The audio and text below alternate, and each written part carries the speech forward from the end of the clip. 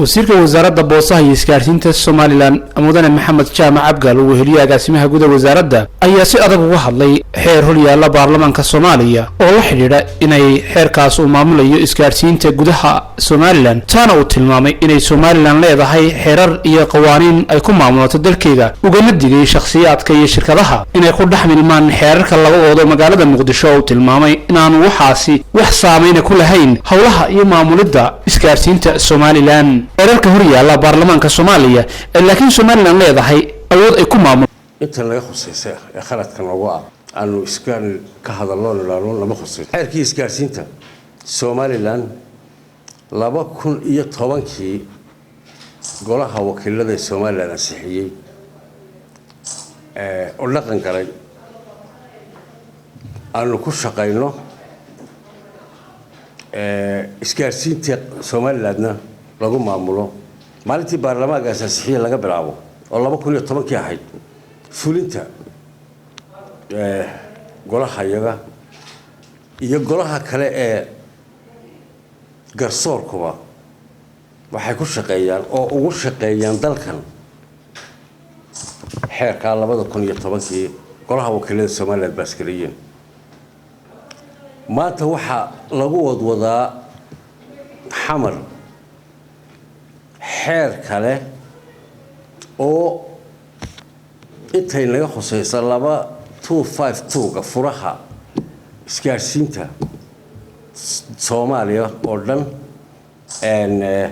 iyo Somaliland ka dhaxaya oo wali aynu wada isticmaalo 252 gaasi ayaa xeer halkan hor yaalla maanta golaha wakiilada Soomaaliya hor yaalla saadirteed waxaan doonayaa inaan halkan ka cadeeyo anoo xeer baan leenahay dawladnimadii baynu ku kala tagnay runtii si kooban oo kale hadaan iraado 30 sanadood dadka reer Somaliland garashadoodii aqoontoodii lacagtoodii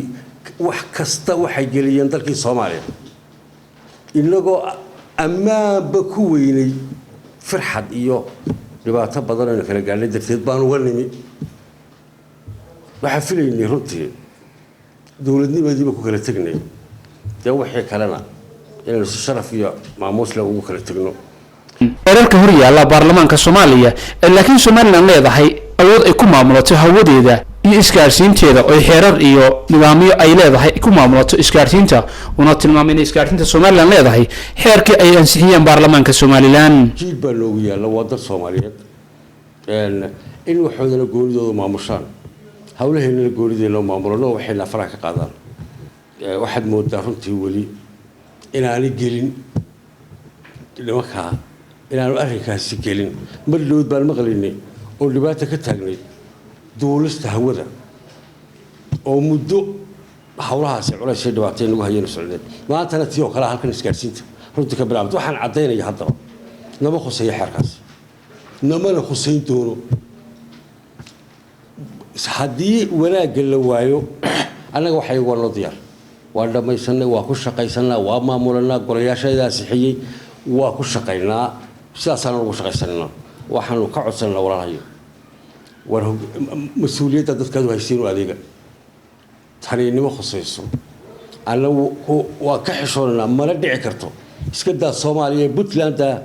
aanu jaarka lahayn xeerashaydaasi inaanu waa idinku maamulanaayo faraan la galayna adeer wax meel ka soconaysa ma wax yani mas'uuliyad ku xun way